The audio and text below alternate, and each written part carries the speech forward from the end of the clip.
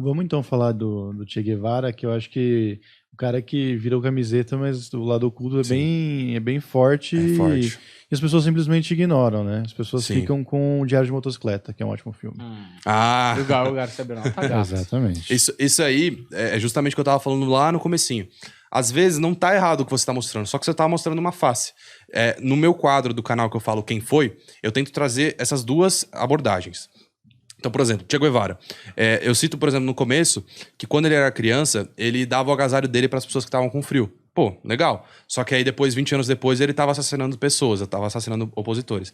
Então tem os dois lados da questão. A esquerda só vê um lado, a direita só vê outro. Inclusive, isso eu uso de termômetro. Eu sei que o vídeo foi bem quando os dois lados estão atacando. Nesse vídeo, a esquerda tá falando, nossa, você exagerou muito, você falou muito mal dele, e a direita tá falando, só isso, cara, só isso que você falou? Então, mas na verdade eu mostrei os dois pontos. Só que a direita só curte escutar uma parte e a esquerda outra. Que é também o que eu falei no começo, que faltava um vídeo que eu tinha não via vídeo do Che Guevara sobre isso. Acho que esse é um dos motivos dele ter ido também e ser o melhor do canal. Então, eu trouxe esses dois lados. E logo no começo do vídeo eu já deixo claro. O Che Guevara, ele foi um assassino, isso é uma definição. A partir do momento que você tira a vida de uma pessoa, você é um assassino. Agora, tem gente que acha assassinato justificável. Por exemplo, assassinar um estuprador, né? Enfim. Mas não foi o caso do Che. O Che realmente ele assassinava opositores, né?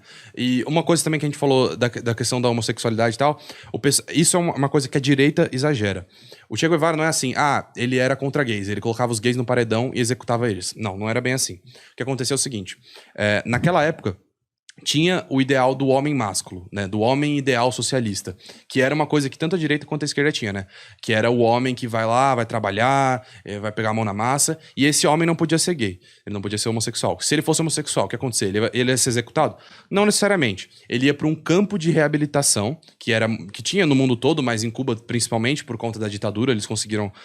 o Che Guevara idealizou esse campo, mas ele não ficava lá. Na verdade, o Che Guevara, justamente, ele era um aventureiro, ele não gostava de ficar num lugar só. Então, depois que a revolução deu certo em Cuba, ele ficou alguns anos lá e já partiu para a próxima, ele partiu para o Congo.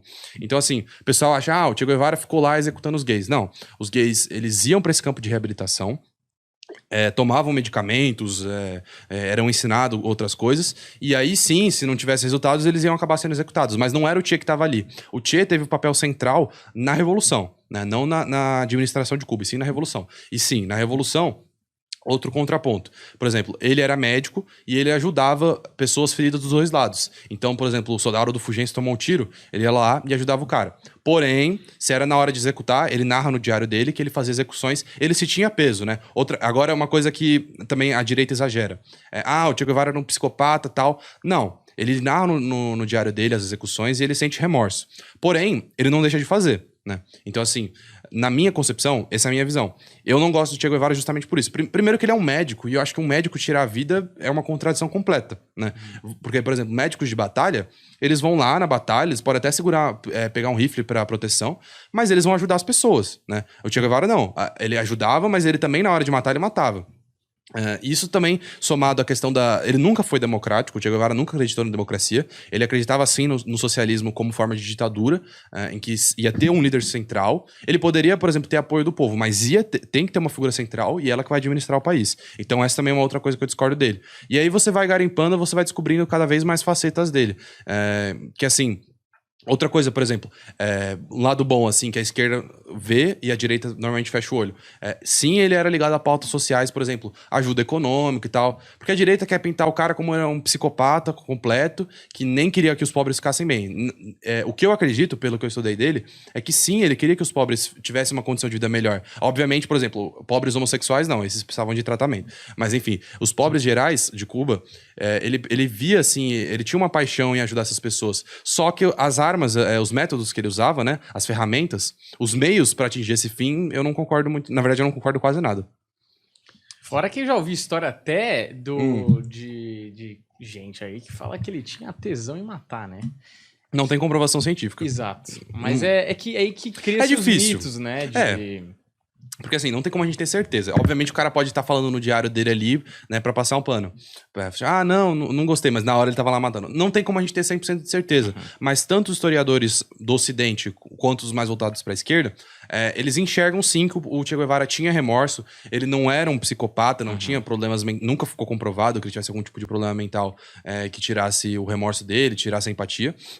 Mas, assim, ele era implacável. Essa que é eu acho que a palavra melhor pra ele é implacável. Se a pessoa errou, se a pessoa foi contra o partido, é assassinato, é execução. Essa que é a melhor palavra do que psicopata que gostava de matar. Ele fazia o que tinha que ser feito na cabeça dele. Né? Certo. A gente falou de ideologias políticas, mas tem a religião também, que matou muito. E, obviamente, aqui a gente não vai querer demonizar os cristãos e falar, cristãofobia. Não é isso, mas o fato é que está na história. Sim, e é inevitável não falar sobre isso. Então, eu não sei, se a gente colocar, e aí eu estou perguntando se é mito, se é verdade, que o cristianismo, se você for fazer um cálculo pela história, será que não matou mais do que outras ideologias políticas aí? Então, assim, eu consegui fazer esse cálculo do nazismo e do socialismo porque eles não são anacrônicos, ou seja, eles estiveram na mesma época. O cristianismo seria um cálculo tão complexo, é possível de se fazer, eu nunca vi ninguém fazendo. Você teria que pegar 2000 anos de história e dividir, porque assim, óbvio, em números absolutos, que eu falei, não é a melhor forma de se analisar, o cristianismo vai ganhar. Só que ele esteve em muito mais países durante muito mais tempo que o socialismo, por exemplo. Mas assim, por exemplo, cristianismo. Eu tenho um vídeo, O Lado Oculto do Cristianismo, que eu também sofri um hate absurdo. Que eu compilo todos os pontos negativos do cristianismo, tanto, por exemplo, crimes de guerra mesmo, quanto, por exemplo, pedofilia, corrupção. Compilo tudo isso. E assim, é muita coisa, é muita coisa. Se você pegar só morte, você pega cruzadas, inclusive o pessoal tem uma visão meio romantizada das cruzadas, mas os cruzados, eles chegavam lá e matavam muçulmano, matavam mulher muçulmana, matavam criança. Então assim, eles lutavam contra os bárbaros. Eles eram os bárbaros muitas vezes. Então assim, os cruzados, eles tinham um código de honra sim, mas era o código de honra só valia para os cristãos. Traz um pouco aquela ideia do nazismo, tipo assim, você é inferior, você não. Porque é uma ideia antiga, né? O nazismo não criou essa ideia. É uma ideia que sempre existiu, de que um povo é melhor que o outro. Então os cristãos, principalmente nas cruzadas, Inquisição também, milhões de mortos no mundo todo, é difícil fazer essa comparação. Mas não dá pra deixar eles muito longe um do outro, realmente. E outra coisa também que eu falo assim, o nome do vídeo é O Lado Oculto do Cristianismo. Mas aí fala assim, não é o cristianismo, é a igreja cristã. Eu estudei bastante isso e a conclusão que eu chego é interpretativo, mas a conclusão que eu cheguei é que a igreja é o corpo de Cristo, a igreja representa o cristianismo. Então, querendo ou não dá pra você desvincular um do outro.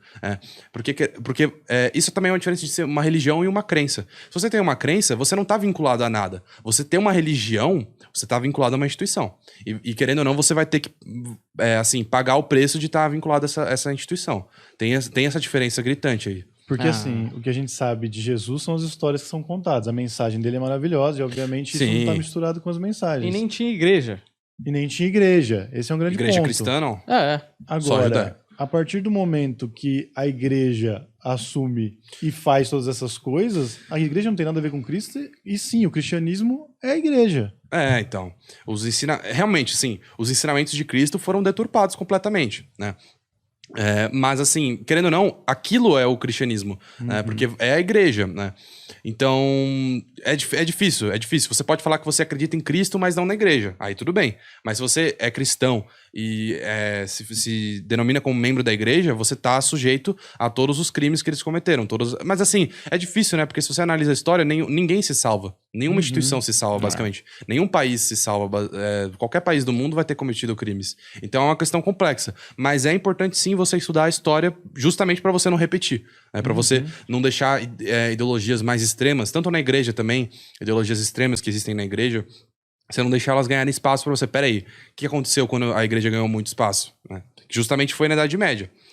Beleza, a Idade Média também não é aquilo que o pessoal imagina, que é tipo, Idade das Trevas e tal. Tiveram vários avanços, tanto filosóficos também, mas a igreja no poder realmente, junto com o Estado, né, a gente não pode esquecer disso, o Estado e a igreja juntos. Eles também trouxeram muitos pontos negativos, principalmente nessas partes de massacres, assassinatos e perseguições.